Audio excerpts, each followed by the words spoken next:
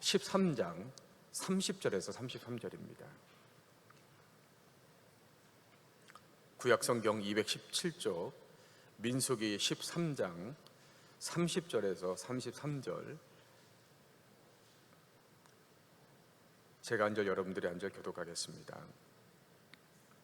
갈렙이 모세 앞에서 백성을 조용하게 하고 이르되 우리가 곧 올라가서 그 땅을 취하자 능히 이기리라 하나.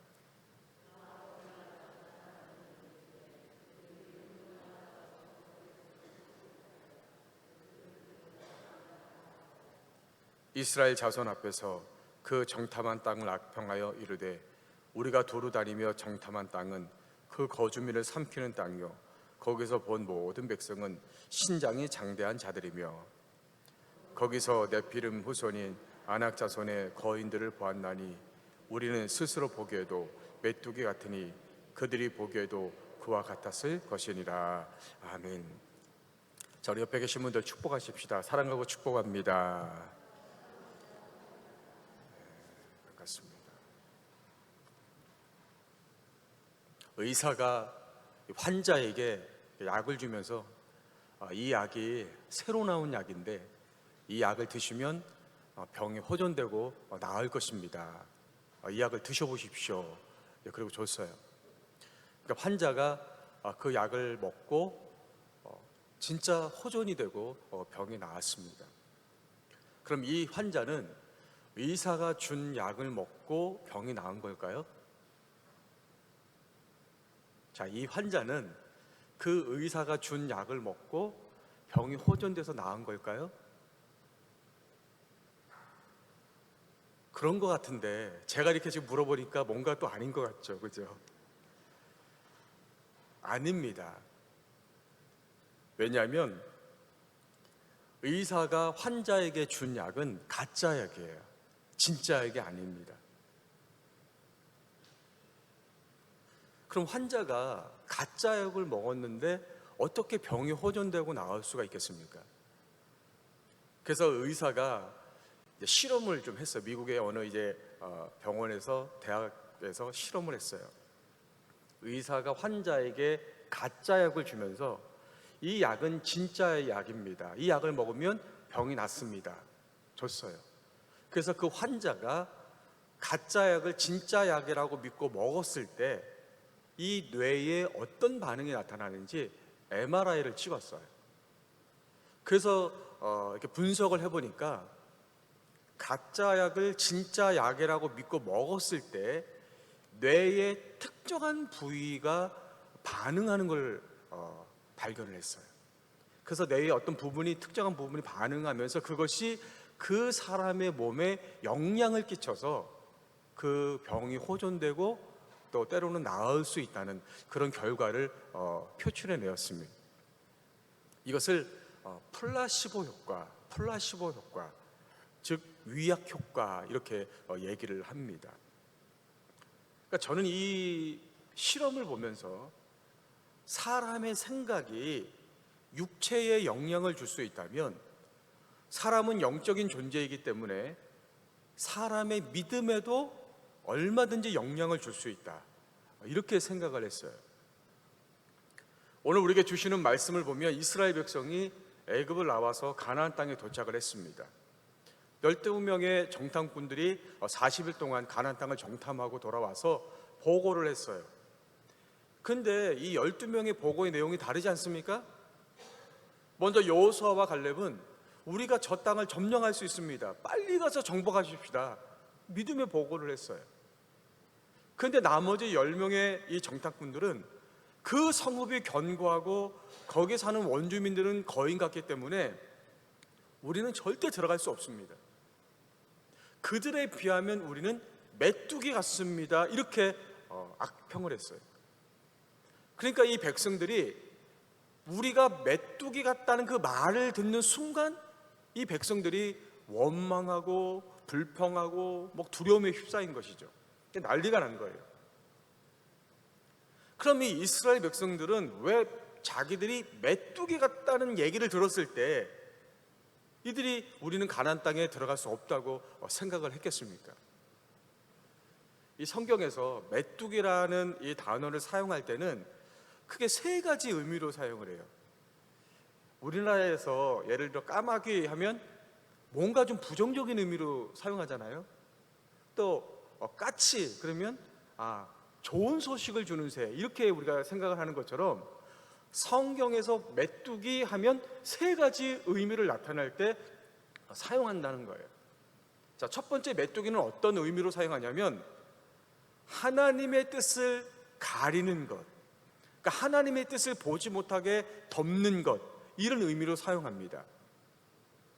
그래서 이 메뚜기라는 단어가 첫 번째로는 히브리어로 하가부 이렇게 히브리어를 사용합니다. 이 하가부라는 단어의 뜻이 뭐냐면 덮다, 가리다, 이런 뜻을 가지고 있어요. 여러분, 메뚜기가요 한두 마리씩 다니는 게 아닙니다. 아프리카나 중동의 메뚜기들은 뭐 수만 마리, 수십만 마리, 수백만 마리가 떼를 지어서 다니거든요. 이 메뚜기 떼가 한 번 이렇게 움직이잖아요. 그러면 밝은 대낮에도 하늘을 다 가려버려요. 이 메뚜기 떼가 태양을 덮어버립니다. 그러니까 여기서 하늘을 덮다, 태양을 가리다, 이 말은 이스라엘 백성들의 불신앙이 하나님의 뜻을 가린다, 하나님의 뜻을 덮여서 보지 못하게 한다, 이런 뜻을 가지고 있는 거예요.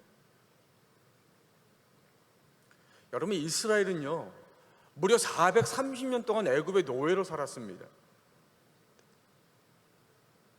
인간의 눈으로 보면 이스라엘은 불행한 민족이죠. 영원히 노예로 살 수밖에 없어요. 그런데 거기에는 하나님의 놀라운 뜻이 있다는 거예요. 그 뜻이 뭐냐면 하나님이 당시에 그 야곱의 70명의 가족, 비록 70명의 가족이지만 그들을 통해서 나중에는 200만의 거대한 하나님의 그 민족을 만드는 그 뜻이 있는 거거든요. 그 뜻을 이루기 위해서 먼저 그 야곱의 자식들 가운데 요셉을 애굽에 보낸 거예요. 총리로 만든 겁니다. 그리고 70명의 가족들이 그 애굽으로 이주해서 거기에서 이제 점점점 번성하게 된 거죠. 그리고 모세를 통해서 그들을 애굽에서 구원하시고 아브라함 때부터 약속하신 가나안 땅에 가게 하신 거예요. 이제 이스라엘이 그 약속의 땅에 들어가서 하나님 나라를 세우면 이 하나님의 뜻이 이루어지는 거죠. 그러니까 이스라엘 백성은 뭐예요? 애굽에서부터 나와서 가나안 땅에 왔을 때 그 하나님의 뜻을 볼 수 있어야 되는 거예요. 우리가 왜 지금 애굽의 노예로 살았고, 왜 애굽에서 나왔고, 왜 광야를 지나서 지금 이 가나안 땅에 와야 있는지, 그것이 바로 하나님의 뜻 때문이다. 그걸 볼 수 있어야 되는 거예요. 근데 문제는 이 이스라엘이 오랜 세월 동안 애굽의 노예로 살다 보니까, 거기서 우상을 섬기고 그러다 보니까 이들은 자기들을 메뚜기로 생각하고 있는 거예요. 메뚜기가 돼버린 거예요. 그러니까 왜 자기들이 지금 애굽에서 노예로 살고 있는지 모르는 거예요, 지금. 아니, 하나님이 우리를 사랑하신다고 했고 우리를 선택하셨다고 했는데 왜 우리가 지금 애굽에서 노예로 살고 있냐는 거죠. 막 하나님 원망하고 불평하면서 우리 빨리 살려달라고. 그나마 모세가 애굽에서 구원했을 때는 야, 뭔가 하나님의 뜻이 있는가 보다. 광야에서 기적을 경험했을 때 야, 하나님이 정말 살아계신가 보다. 가나안 땅까지 왔을 때는 야, 정말 하나님이 그 말씀하셨던 그 뜻이 정말 있는가 보다. 그렇게 기대를 했죠. 그런데 이들이 막상 그 가나안 땅을 보고 오니까 두려운 거예요. 그들 안에 있던 그 메뚜기 떼가 막 살아나기 시작하는 거예요. 그러니까 그 가나안 땅을 주시기로 했던 그 하나님의 뜻이 가려져 버리는 거죠. 이스라엘 백성의 믿음이 가려져 버리는 거예요. 하나님 뜻을 보지 못하고 왜 우리를 여기까지 끌고 왔냐, 우리를 죽이려고 끌고 왔냐, 빨리 다시 애굽으로 돌아가자, 난리가 난 겁니다. 반면에 여호수아와 갈렙은 그 가나안 땅을 보면서 가나안 땅만 본 게 아니라 그곳에 있는 하나님 뜻을 본 거예요. 아, 하나님이 약속하신 땅이 이곳이구나. 이것을 주시려고 하나님이 우리를 여기까지 인도하셨구나. 그러니까 여호수아와 갈렙은 두려움도 있었지만 그 두려움을 뛰어넘는 그 담대함이 있었던 거죠. 하나님의 뜻이 있는 땅이다. 빨리 들어가서 하나님 뜻을 우리가 이루어드리자. 우리도 마찬가지예요. 우리가 하나님 믿지만 우리 안에 메뚜기 떼가 살고 있거든요. 우리가 세상에서 살 때는 메뚜기 떼가 가만히 있어요. 그런데 우리가 하나님 말씀대로 살아보자라고 할 때 이 메뚜기 떼들이 막 일어납니다. 들고 일어나요. 그래서 이 메뚜기 떼가 하나님의 뜻을 가려버리는, 우리 믿음을 덮어버리는 거죠. 그러면 우리의 마음이 처음에는 그래, 하나님 말씀대로 살아야지, 순종해야지, 믿음으로 살아야지, 세상 사람들과 다르게 살아야지 결심했다가도 이 메뚜기 떼가 들고 일어나면 마치 여호수아와 갈렙 그리고 나머지 10명이 나누어버리듯이 우리 마음이 나누어버리는, 두 마음이 되는 거죠. 그러니까 점점 과연 믿음대로 살 수 있을까? 그냥 편하게 살지, 뭐 남들처럼 그냥 그렇게 신앙생활하면 되지, 뭐 내가 그렇게 유별나게 나만 열심히 할 필요가 있나? 내가 더 어려워지는 거 아닌가? 손해보는 거 아닌가? 그러니까 시간이 지날수록 내 안에 있는 메뚜기 떼가 하나님의 뜻을 다 가려버려요. 덮어버려요. 나중에는 못 보는 거예요. 그러니까 눈에 보이는 가나안 땅만 보는 거예요. 그러니까 처음에는 가나안 땅에 들어갑시다 했다가 나중에는 결국에는 못 들어갑니다 하고 돌아가는 거예요. 이것이 메뚜기 하가부, 덮어버리다, 가려버리다, 이런 의미예요. 자, 두 번째 메뚜기는 만족할 줄을 몰라요. 그러니까 감사할 줄을 몰라요. 그래서 성경에서 메뚜기라는 단어를 사용할 때 두 번째로는 가잠이라는 단어를 사용해요. 가잠. 이 가잠이라는 뜻이 뭐냐면 파괴자라는 뜻이에요. 파괴자. 여러분, 메뚜기 떼가요, 그러니까 한번 이렇게 농장 같은데, 그런데 딱 이제 내려와서 먹기 시작하면 끝이 없어요. 이 메뚜기 떼가 한번 갉아먹기 시작하면 이 메뚜기 떼는요, 배가 고파서 먹는 게 아니에요. 이 메뚜기들이 왜 갉아먹냐면 지금 있는 것이 없어질 때까지 먹는 거예요, 얘들은. 그러니까 배가 불러도 지금 내 앞에 먹을 게 있기 때문에 그것이 없어질 때까지 먹는 거예요. 이게 메뚜기예요. 그러니까 메뚜기 떼가 한번 휩쓸고 지나가면 그 자리에 남는 건 아무것도 없어요. 그래서 메뚜기를 가잠, 파괴자 이렇게 부르는 겁니다. 여러분, 이스라엘 백성들이 왜 메뚜기예요? 이 이스라엘 백성들은 감사가 없어요. 감사. 만족할 줄을 몰라요. 지금 이스라엘이 가나안 땅에 왔잖아요. 그죠? 이스라엘은요, 감사해야 되는 때 모든 게 감사한 거죠. 이들이 처음부터 끝까지 다 감사할 것들이죠. 처음에 70명이었는데 애굽 땅에 가서 이들이 200만의 민족이 됐잖아요. 이들이 생각할 때는 우리가 노예로 고생했다고 생각하지만 하나님의 은혜입니다, 여러분. 왜냐하면 그 당시 그 애굽을 중심으로 한 그 주변 나라들이 얼마나 혼란스러웠어요. 그때에 이스라엘이 그 소수 민족이 거대한 민족을 이룰 수 있는 방법은 하나밖에 없어요. 그것은 애굽이라는 강대국 속에 들어가서 애굽의 보호를 받는 거예요. 만약에 이스라엘이 애굽 속에 들어가지 않고 그냥 소수민족으로 남았다면 진작에 주변에 있는 나라들의 먹잇감이 되어버렸을 겁니다. 이스라엘이라는 민족 자체가 존재할 수 없었어요. 근데 하나님이 당시에 최강국이었던 그 애굽 속에 들어가서 200년 동안 이스라엘을 돌봐주신 거예요. 안전하게. 거대 민족을 이룬 거거든요. 그러니까 처음부터 노예가 아니었거든요. 그러니까 나중에 이스라엘이 너무 많아지니까 이 애굽이, 야, 이러다가 이스라엘이 반역이라도 하면 어떡하냐, 어쩔 수 없이 노예로 삼은 겁니다. 그래서 하나님이 그들이 200만의 큰 민족이 되었을 때 이제는 이들을 애굽에서 출애굽에서 가나안 땅으로 인도해도 되겠다. 그래서 모세를 통해서 인도하신 거거든요. 광야를 지난 것도 하나님의 은혜고 가나안 땅까지 온 것도 하나님의 은혜예요. 이들이 언제 굶은 적 있어요, 여러분? 그러면 이스라엘이 가나안 땅에 왔을 때 지금 뭐 해야 되는 거예요? 밤새도록 하나님 앞에 감사해야 되는 거예요. 우리 70명에서 200만이 된 것도 애굽에서 고통받았지만 생각해보니까 그게 하나님의 은혜였고, 광야 지나서 여기까지 온 것도 하나님의 은혜였고, 이제 들어가기만 하면 되는 거거든요. 감사하면 들어갈 수 있는 거예요. 근데 이스라엘은 그 은혜를 몰라요. 그 감사를 몰라요. 왜냐하면 이들이 껍데기는 이제 하나님 백성이 됐잖아요. 애굽에서 나와서 하나님 백성이 됐어요. 속 사람은 여전히 이들은 노예예요. 애굽의 노예. 그 메뚜기예요, 메뚜기. 속 사람은 달라지지 않아서.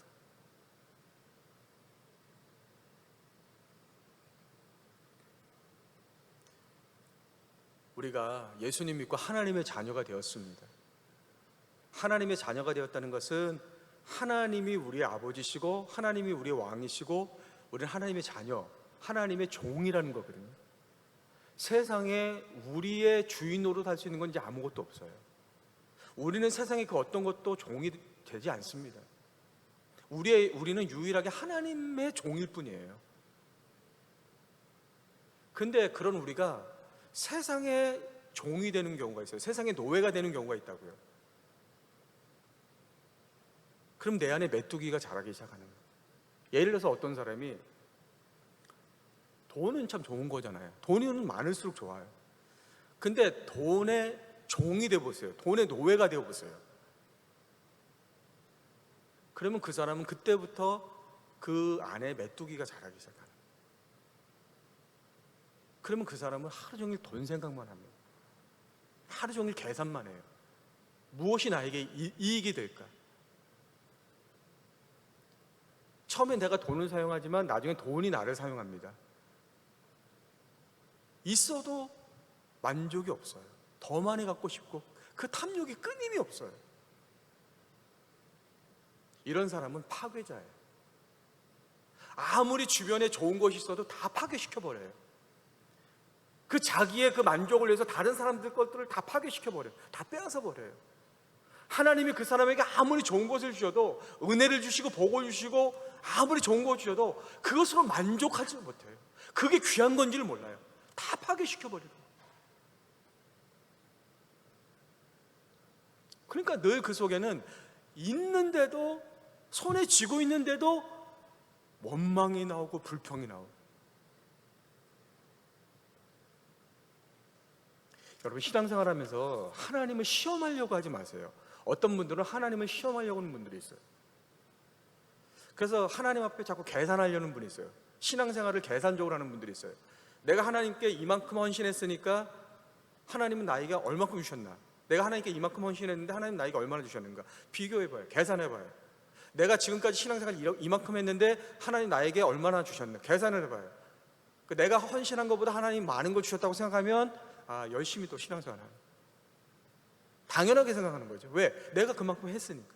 근데 내가 헌신한 것보다 하나님 나에게 주신 게 적다고 생각하면 그때부터 그 안에 메뚜기가 막 자라나는 거예요.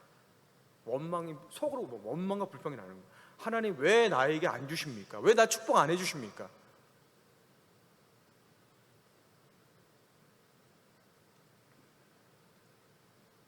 여러분, 하나님 앞에 우리가 계산하는 순간 한번 계산을 해볼까요? 어떻게 됩니까? 우리가 이 자리에 있을 수가 없어요. 내 생명이 주님께로부터 왔거든요. 내가 가진 거, 돈, 자식, 집, 차, 재산, 나, 다 하나님께로 온 거예요. 하나님이 나에게 빌려주신 겁니다. 하나님은 도로 찾으신다고 말씀하셨거든요. 부자가 그러시잖아요. 부자가 농사가 너무 잘 돼가지고 막 창고를 여기다가 더 짓고 더 짓고, 야 이제 앞으로는 내가 편하게 살자. 근데 하나님 뭐라 그러셨어요? 오늘 내가 네 영혼을 도로 찾아가면, 하나님이 우리에게 빌려주신 거 다시 찾아가시면 남는 건 아무것도 없는 거예요. 사람들이 이걸 모르는 거죠.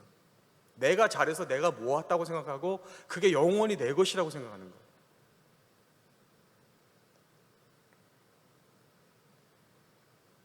근데 이걸 아는 분들이 있어요. 지혜로운 분들이죠. 신앙생활 하면서. 그러니까 이런 분들은 어떤 분들이냐면 있어도 감사하고 없어도 감사한 거예요.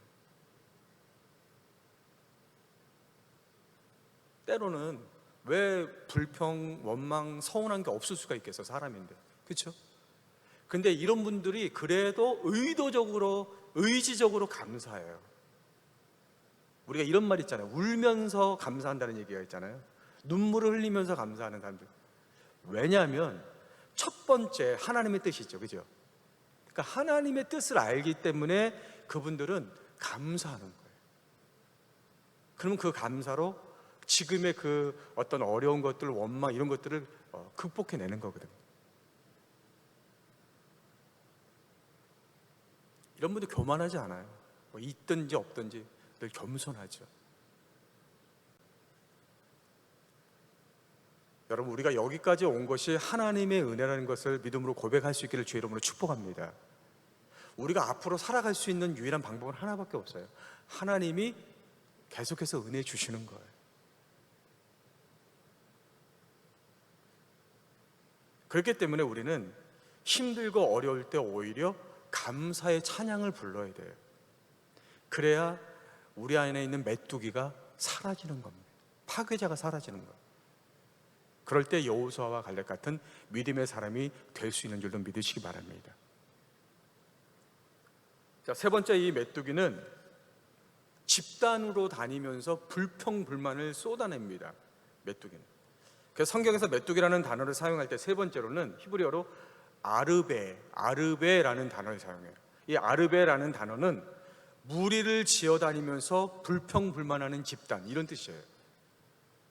다시 말하면 자기 정체성이 없이 이 군중에 휩쓸리는 그런 이스라엘 백성을 의미를 하는 거예요.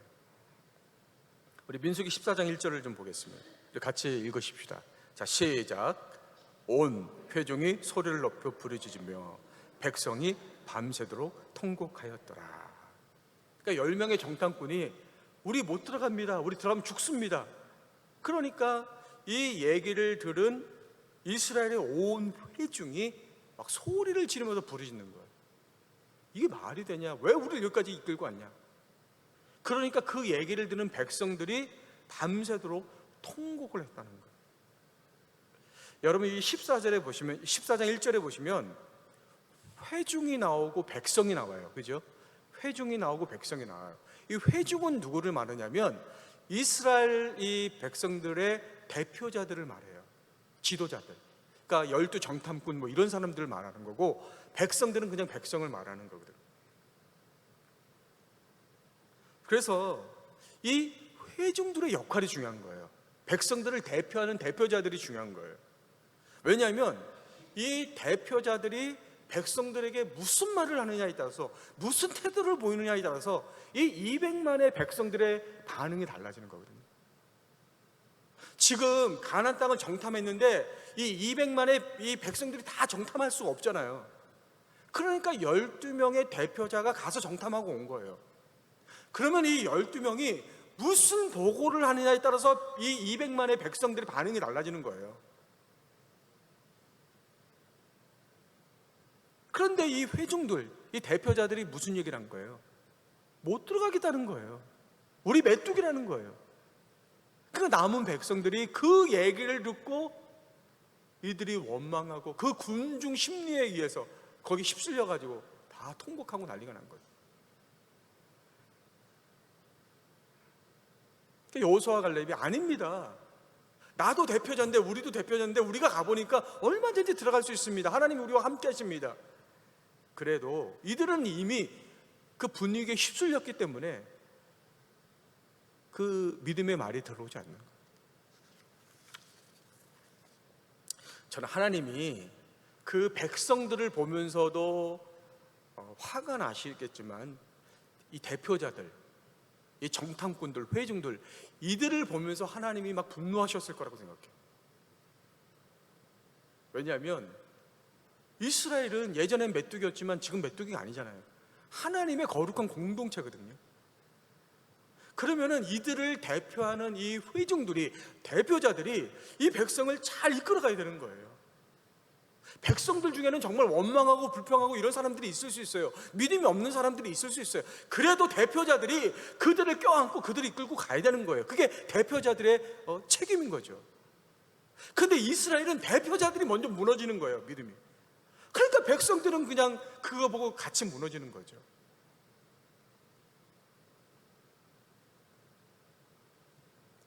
교회에서 대표자가 중요합니다. 대표자들이 중요해요. 목회자들, 장로님들, 특히 권사님들 중에도 신앙생활 오래 하신 권사님들 역할이 굉장히 중요하다는 거죠.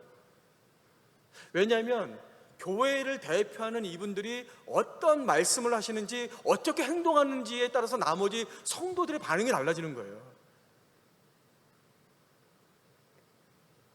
그러니까 이분들이 앞서서 예배의 자리, 기도의 자리, 헌신의 자리에 있으면 나머지 성도님들도 그 대표자들을 보면서 우리도 저렇게 가야 되는 거구나, 우리도 신앙생활을 저렇게 해야 되는 건가 보다, 그렇게 따라오게 되는 거죠. 그게 건강한 교회예요. 바른 교회. 근데 대표자들이 먼저 무너지면 뒤에는 볼 것도 없는 거죠. 이스라엘은 회중들이, 대표자들이 먼저 무너졌기 때문에 무지한 백성들은 다 무너질 수밖에 없는 거죠. 이게 메뚜기예요, 여러분. 자, 이렇게 이스라엘은 스스로 메뚜기라고 생각하고 이제 가나안 땅에 들어가지 못했어요.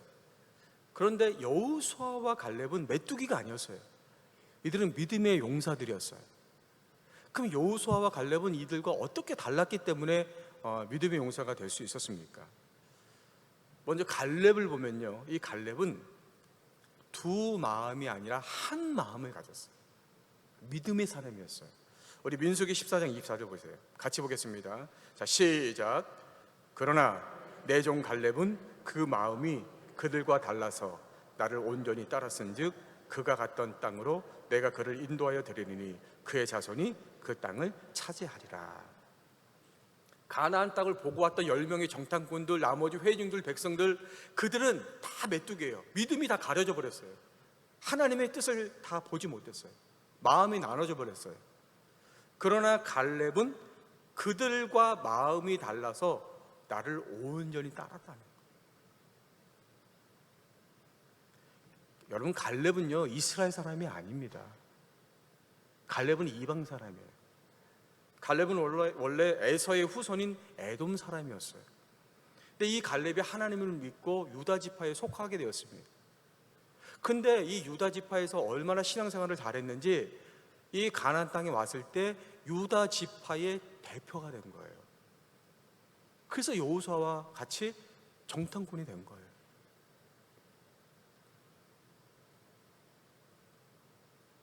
그래서 가나안 땅을 정탐하고 왔을 때 10명이 악평을 할 때 갈렙은 마음이 조금도 흔들리지 않았어요. 그 믿음이 흔들리지 않았어요. 그래서 믿음의 보고를 할 수 있었던 거죠. 결정적으로 갈렙은 이스라엘이 가나안 땅에 들어가지 못하고 다시 광야로 가서 40년 동안 연단을 받을 때 이 갈렙의 마음은 여전히 똑같았다는 거예요. 믿음은 조금도 흔들리지 않았다는 거예요. 그래서 40년 뒤에 다시 가나안 땅에 왔을 때 이 여호수아를 향해서 40년 전에 이곳에서 나에게 주겠다고 약속했던 저 헤브론 땅을 나에게 주십시오. 저 산지를 나에게 주십시오. 믿음으로 고백하고 결국은 그 땅을 차지하게 되는 거예요. 이게 갈렙의 한결같은 믿음이에요. 여러분, 갈렙의 믿음이 어디서 왔을까요? 저는 다른 방법은 없다고 생각해요. 믿음은 다른 방법 없어요. 내 몫이에요. 내 겁니다. 내 책임이에요. 다른 거는 다른 사람이 다 해줄 수 있어요. 도와줄 수 있어요. 내가 해야 될 일 다른 사람이 해줄 수도 있어요. 믿음은 다른 사람이 해줄 수 있는 게 아니에요, 여러분. 믿음은 내 문제예요. 믿음은 내가 책임져야 되는 거예요. 누가 대신해 줄 수 없어요. 목회자가 여러분들의 믿음을 위해서 노력해주고 도와주고 기도해주고 해줄 수 있어요. 그러나 여러분의 믿음은 여러분 거예요. 여러분들이 자식들 믿음의 자식으로 만들려고 기도하고 노력해요. 물론 필요하죠. 그러나 자식의 믿음은 자식의 믿음이지 누가 대신해 줄 수 있는 게 아니에요. 내 인생은 내 거예요. 나 혼자 세상에 와서 내가 살 때 가족하고 살고 이웃하고 살지만 결국 내 인생을 누가 살아줄 수 있는 게 아니거든요. 내가 사는 거예요. 돌아갈 때도 나 혼자 가는 겁니다. 신앙생활도 우리가 지금 같이 하는 것 같지만 결국 믿음은 내 믿음이에요. 나 혼자 하는 거예요. 구원은 누가 대신 줄 수 있는 게 아니에요. 내 믿음을 가지고 내가 구원을 받는 거예요. 그래서 믿음은 공평한 거예요, 여러분. 세상의 모든 것은 다 불공평해도 믿음은 공평해요. 왜? 믿음은 누가 해줄 수 있는 게 아니에요. 믿음은 누가 뺏을 수가 있는 게 아니에요. 믿음은 누가 바꿀 수 있는 게 아니에요. 믿음은 내가 만드는 거예요. 믿음은 내가 책임지는 거예요. 내가 내 믿음을 갖고 내 믿음 붙잡으면 그 세상에 누구도 내 믿음 흔들 수가 없는 거예요. 12명이 가나안 땅 갔잖아요. 12명이 갔잖아요. 10명은 못 들어가겠다는 거예요. 그게 그 사람들의 믿음인 거예요. 그러나 여호수아와 갈렙은 우리는 들어갈 수 있다. 이게 그들의 믿음인 거예요. 40년 동안 이스라엘 백성 다 죽었어요. 광야에서. 여호수아와 갈렙은 살았어요. 그게 그들의 믿음인 거예요. 여러분이 여러분 믿음을 책임지십시오. 여러분의 믿음은 여러분이 책임지는 거예요. 그래야 여러분의 믿음을 끝까지 지키는 거예요. 핑계 대지 마세요. 이것 때문에 저것 때문에. 그것이 우리에게 영향은 줄 수 있지만 결국 내 믿음 내가 지키는 거예요, 여러분. 갈렙 믿음 누가 지켰어요? 갈렙의 믿음을 누가 책임져 줬어요? 갈렙 자신이 붙들고 있었던 거예요. 어떤 영향이 있는지는 모르겠어요, 저도. 그러나 가나안 땅까지 왔을 때 이방인이었지만 하나님 믿고 유다 지파가 되고 유다 지파의 대표가 되고 40년 동안 그 비전이 흔들리지 않았던 갈렙의 믿음은 갈렙의 믿음이에요.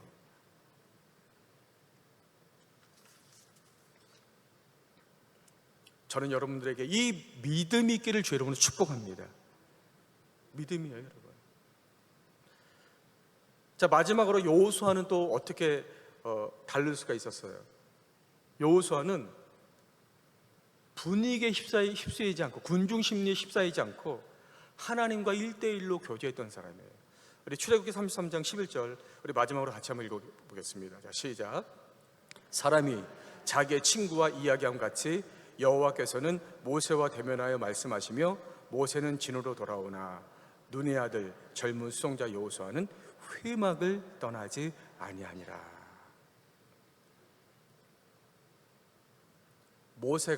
여호수아가 회막을 떠나지 않았다.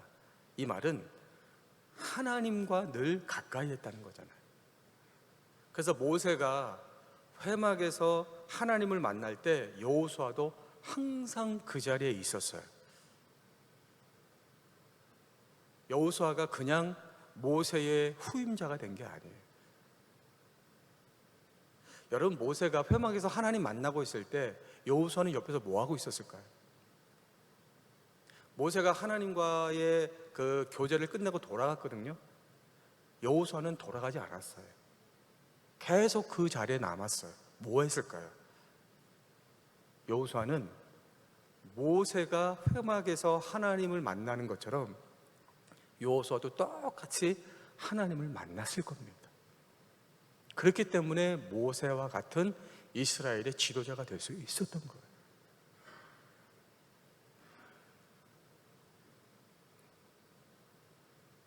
그렇기 때문에 여호수아는 하나님을 아는 거예요. 여호수아가 만난 하나님이 있는 거죠. 여호수아가 경험한 하나님이 있는 거예요.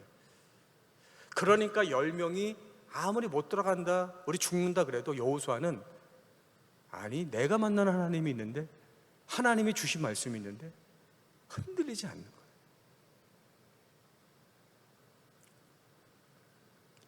여러분, 신앙생활은요, 하나님과 나와의 1대1의 문제입니다. 결국은 제가 인생이란 결국 혼자 와서 혼자 가는 거라고 말씀했잖아요. 내 인생은 내가 사는 거라고 말씀하신 것처럼 신앙생활도 결국에는 하나님과 나와의 1대1의 관계예요. 우리가 지금 같이 이렇게 예배를 드리지만 사실은 1대1로 예배 드리는 거거든요. 어떤 분은 지금 막 이렇게 예배를 전심으로 드리는 분도 있겠지만, 혹시 어떤 분은 지금 좀 이렇게 딴 생각하고 계신 분들도 있을 수가 있는 거예요. 예배도 1대1이에요. 기도도 1대1이에요. 봉사도 1대1이에요. 남들이 볼 때는 봉사하는 것 같지만 본인은 안 그럴 수도 있는 거거든요. 아무도 모르는 거예요.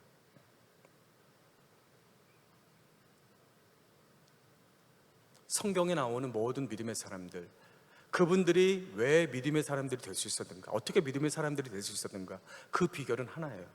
그들은 하나님과 1대1로 만났던 사람들. 예수님 보세요. 예수님 하나님의 아들인데도 하루 일과를 마무리하면 따로 조용한 데 가셔서 하나님께 기도했어요. 그럼 무슨 말이냐면, 너희도 이렇게 하나님과의 1대1의 관계가 없으면, 친밀한 그 영성이 없으면 너희들의 믿음도 흔들릴 수밖에 없다. 예수님이 샘플로 보여주신 거예요.